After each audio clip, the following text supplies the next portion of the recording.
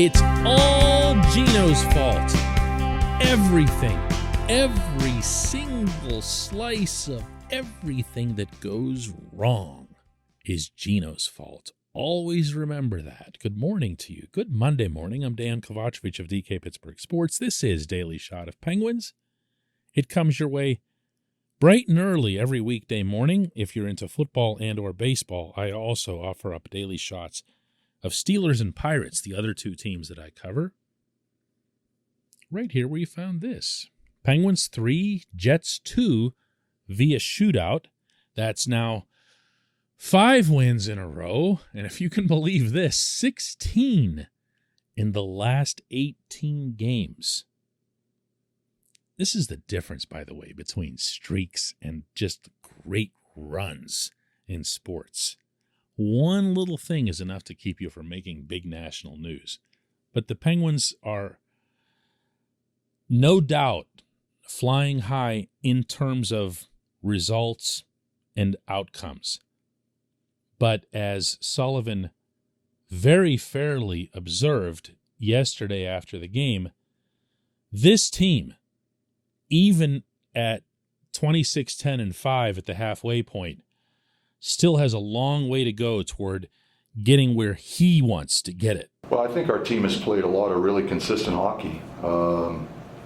I think most recently it might be our most volatile team game that we've put on the ice. So I think that's our challenge moving forward is to put a consistent game on the ice that we think is going to give us a chance to win, regardless of who our opponent is. And it comes down to, for me, it comes down to a team game, knowing what your role is, doing your job, and trusting that your teammates are going to do theirs on both sides of the puck.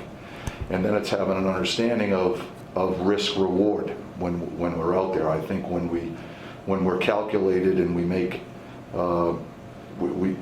better decisions with the puck, so we put our teammates and our team in good spots, I think that's when our team's at its best. And for most of the year, I think we've been pretty good about it. But I think most recently, I don't think our risk-reward factor has been as diligent, and that's our challenge moving forward. Like I said, fair. And his timing for making that statement couldn't have been any better, considering how very, very badly the Penguins were outplayed by the Jets through 2 periods. We haven't seen teams get away with throwing their weight around against Pittsburgh. It just came up a handful of days ago with the home game against the Senators. The Senators were more being snarly and nasty. The Jets were just trying to shove them through the glass using their size and speed that they've had for several years now. And it sure worked for a while until the Penguins got really opportunistic with 2 goals 9 seconds apart by Kasperi Kapanen and Jeff Carter, and then Sidney Crosby scored the only goal. And in the interim, while things were going bad, everything that I was seeing, hearing, and reading on social media in particular was about how Geno was killing this team ever since his return. Oftentimes, in politics, but also just in life, if something gets repeated frequently enough, and then repeated some more and repeated some more, it's just accepted at face value. No one bothers to actually dig into it to see if it's true. It's just true because everyone has said that it's true, and there's no way all these people would be saying it's true if it wasn't true. That's what's happened with this Geno thing.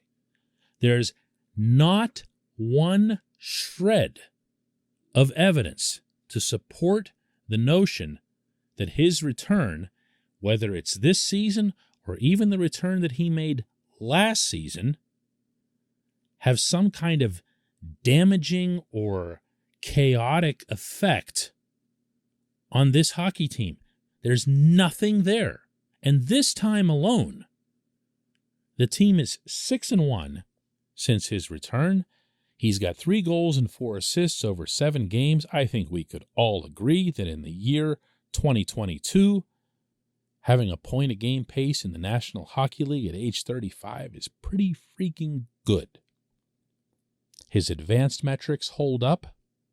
He has, at times, through these 7 games, been the Penguins' visibly best player. And he's only just getting started after a surgery and recovery that took several months. But he's this disruptor thing too, right? This portion of Daily Shot of Penguins is brought to you by the good people at the Greater Pittsburgh Community Food Bank, where they're committed to providing food for all of our neighbors in need across Western Pennsylvania. They, in turn, need your help. Find out how $1 can be turned into 5 full meals for those in need. Visit pittsburghfoodbank.org. I mean, come on. Let's at least do a little bit of independent thinking on a subject that's this important related to the hockey team. Want to know what's missing from the Penguins of late? Because, as Sullivan said there, it's real. They have not been the same over the last probably 10 or 11 days, and I think that it would begin with the game after Geno's return, meaning the really bad one that they had in Los Angeles right after the really good one that they had about an hour away in Anaheim. But what I'm seeing, as opposed to just following along with a narrative, is that Evan Rodriguez hasn't scored a goal. No, he actually has no points in the last 9 games. That's a problem. Danton Heinen hasn't scored a goal in 8 games. He has 1 in his last 14. These guys were vital cogs to the Penguins, more than holding the fort in the absence of Geno and, of course, before that, Sidney Crosby and others. The other thing that's happened along the way, and it's become so common in the NHL and across all sports, really, that we don't even think about it anymore, is that they've been missing a lot of guys lately, in and out of the lineup, whether it's COVID or injuries, important guys. The lines, the forward lines, have been different every single night over these past 7 games, the 7 games in which Geno's played. His line mates have changed. Sid's line mates have changed. Jeff Carter's changed positions.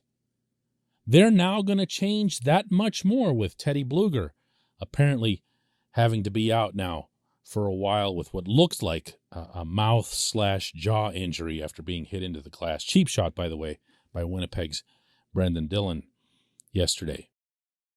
These aren't small things, and the fact that the Penguins were able to get to where they were while dealing with this sort of thing all along, that was the aberration. That was the weird part that we all had a hard time explaining. I'm not seeing the best, smartest hockey from this group as a whole right now.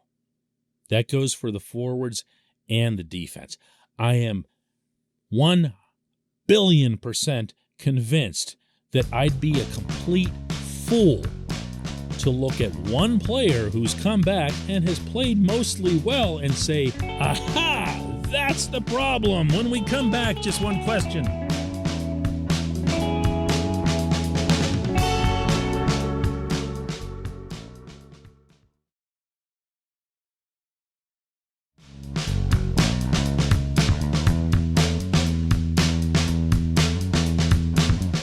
Welcome back. It's time for Just One Question. That's brought to you always on this program by Fubo TV. The monthly cost of cable is over $200. Fubo TV is $65 a month to watch all the same channels, including AT&T Sportsnet Pittsburgh. And right now, Fubo TV is offering our listeners of this show a 7-day free trial and 15% off your first month.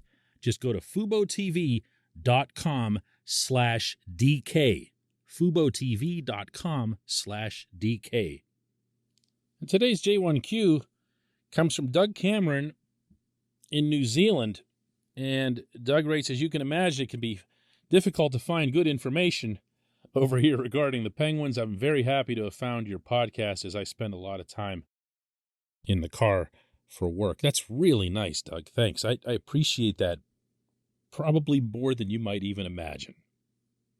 Continuing on here, Doug asks, I have a question about offside calls. We've seen a couple of times in recent games where the Penguins or the other team had goals waved off several seconds, even as much as 25 seconds after the offside play. Now, both ended up being obvious offside, so my question is whether the team's video staff or even players on the bench that see it are making a call to those on the ice to clear the zone and re-enter, knowing that if a goal is scored, it'll be reviewed and taken away.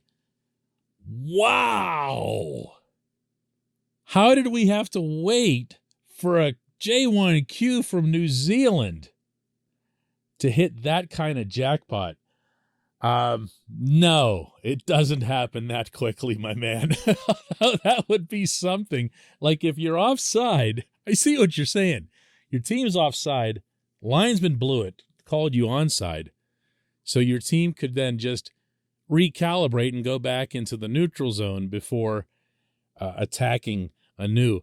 No. However, I'm glad you asked this question because this came up in a conversation that I had with Mike Sullivan over the weekend in Columbus. He was explaining how Andy Saucier and the team's video staff will look at everything, and they have a very, very fast mechanism for reaching the coaches and doing so with great conviction so that the challenge can be issued when it's needed to be, meaning before the next drop of the puck. Instead of me trying to answer this, I'm just going to play for you Sullivan's full answer, and then after that, a follow-up question that I had, and then his answer from there. I did not see it. That was Sauce and Madison. Those guys are all-stars with what they do. And, they know what the criteria is. And when we're making those decisions, we've talked a lot about that as a coaching staff before the season even starts. I have so much faith in those guys and what they see. And, it was, they made no, there was no, hesitation on their part at all. It was, they radioed to the bench that it's 100% offside. So for me, I have so much faith in those guys. They're great at what they do. You just go with that, right? You don't say, no, let me see the iPad first. I trust those guys just based on the history that we've had over the years. And the other aspect of it is we get that monitor on the bench. We got to look through a piece of plastic. Like it's harder for us, I have trouble without my glasses as it is. And when you're looking down at your feet and you got to look through the plexiglass, we can't see it as well as those guys see it when they're in the video room. They have a much clearer picture than we do. And a lot of times those types of calls, you need a pretty clear picture if you're going to be 100% sure. So, but I have 100% faith in those guys. Pretty cool, huh? I mean, that's just, by the way, that's just an example of the kind of effort that this coach makes when he's dealing with reporters. There's a respect factor there. Believe me, not all of us deserve it, okay? I'm sure there are times I don't either, or I'll ask a stupid question or whatever. I do enough of these things. It's inevitable. But he treats the professional with respect because I think and feel that he understands that you, all the way out there in New Zealand, are at the other end of what it is that's being asked. So this just basically proves it, right? Right? Because I'm asking this and it ends up answering your question. I like this. I appreciate the question. I appreciate everyone listening to Daily Shot of Penguins. We'll do another one tomorrow.